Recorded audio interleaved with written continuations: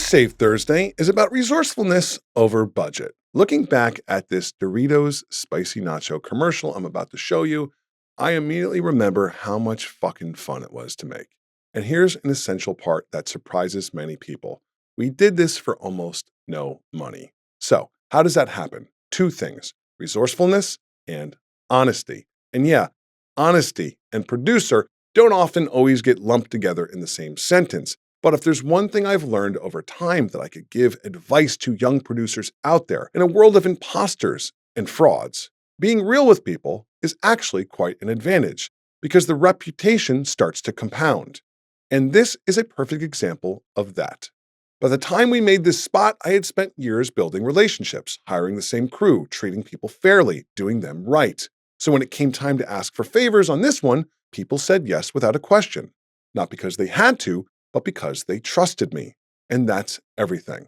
They trusted that if I was asking to have this done for little to no money, it wasn't that I was in the back rooms pocketing a bunch of coin. It was that I actually needed that break. And I do appreciate that from the many people I've worked with for many years now.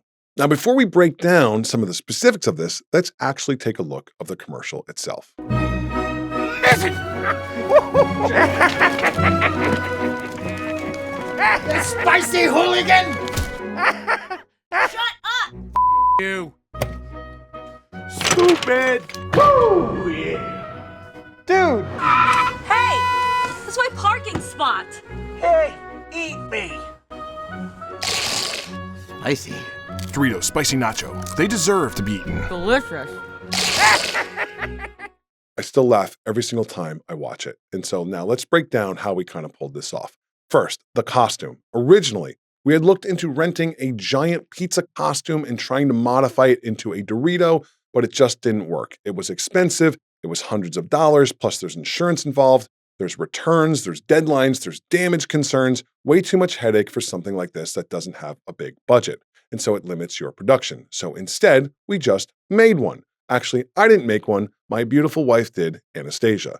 She took 2 pieces of foam, she glued it together, she spray painted it, and bam, all in, we're about $100, maybe if that, and we have this beautiful, organic, original, giant Dorito costume. And you know what? It worked perfectly. Our main actor, Jody Ebert, someone I had worked with on multiple projects before this, he came in and did this for next to nothing for me, and I still am thankful for that to this day. He's now making films of his own and killing it out there, and I haven't talked to him in some years, but I hope he's doing great. And now here's a key. We're talking about asking for favors here, right? So here's how to go about doing this. Be respectful of people's time. This wasn't a month-long shoot, it was a day or two. And so instead of telling them when to show up, what I did was I started to ask the people involved, what are you available for? It starts with the main actor. What can you do? Are you available on weekends, nights, weekdays? You build something around the people that are giving you the most. That matters. You work backwards from that. Also, I will say this. When I wrote this small commercial, I had Jody in mind from the get-go. And when you tell an actor, I had this in mind for you, whether it's Shakespeare, whether it's a feature, whether it's a silly commercial like this, that honesty often goes a long way because there's a respect in that. Every actor wants to be valued and appreciated. So when someone brings you something and says, I literally had you in mind for this, knowing your comedic timing, knowing your physicality, knowing your talent and ability, they're usually going to respond pretty positively. Now, let's talk about locations. The golf course, that's in Staten Island. That was a cold call. I just picked up the phone, explained exactly what I needed, what we were doing, and I asked, is there any time that works for you? I again worked backwards. I didn't ask them for a time and day. I said, we would like to film a small scene. We need about 3 hours. What window of time works best for you? Now, I'm going to throw another tip at you. When you're asking for a location for free, include the owners, offer them a role, put them in the scene. Filmmaking is exciting to many people, and let them be a part of it. Don't just show up and take. So in the golf course scene, the guy stroking the ball there or hitting a divot is one of the people who had actually helped us out in getting that location. Be kind to others. Don't just ask, give.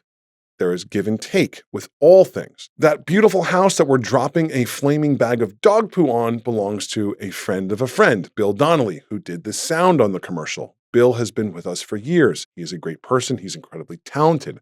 He'll be featured here in a future Friends of Redline interview. Now, he lives in Staten Island.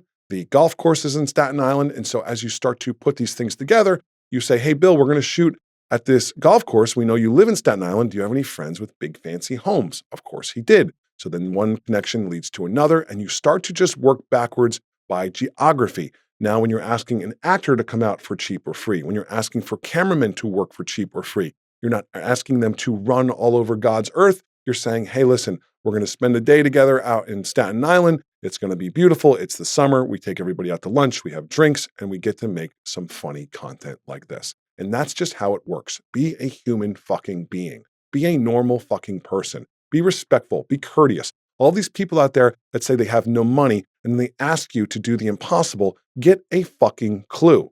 You have to build a network, and it starts to compound. Same with the movie theater. Everyone seen on that screen, they're all crew. They're interns. They're friends. People who just wanted to be involved. One of those interns, who you see back there, you might recognize him from our last Friends of Redline interview. That's Jeff Wolf, who started out interning here and is now a pretty big casting director in his own right. Another one of those people back there, that's Zane Bears, started out as an intern here. He's now a big art director out in Texas. So it's all about giving people opportunity and experience and just knowing what you're dealing with. That gym there, those are the owners of the gym. So of course, I'm not going to walk into a gym, and many people make this mistake. They think they're important. They think that you're a film guy or you're a production company or you're a big show and that people just want the pleasure of having you in their space. Well, that's not that realistic. So in this case, I had called the gym. It was on Staten Island. I had asked the owners if they would be featured in it. They, of course, embraced that and loved it. And so you give a little and you take a little and everybody leaves happy. And for a project like this, which is all just about fun and experience and having a good time, it's the exact tone and approach you need to take. They're giving you your space, so of course it's natural. Ask them to be in the actual film itself. Why not? They look the part, they're invested, it becomes a great collaborative process. Even the chess scene here. This was originally supposed to be shot in a park, but we moved it to the golf course so we can consolidate locations. Less travel, less stress, easier days. That's good producing. It makes things easier for your crew. And now your asks get a lot smaller. Those cars, they're just crew cars. In the final scene, friends of friends. Everything was built off of relationships. Everything was built off of trust. And everything was built off of one simple approach. Ask with honesty. Be respectful. Don't overstep. Shoot when it works for others, not just when it works for you. Be thankful, because when you treat people right, they show up for you.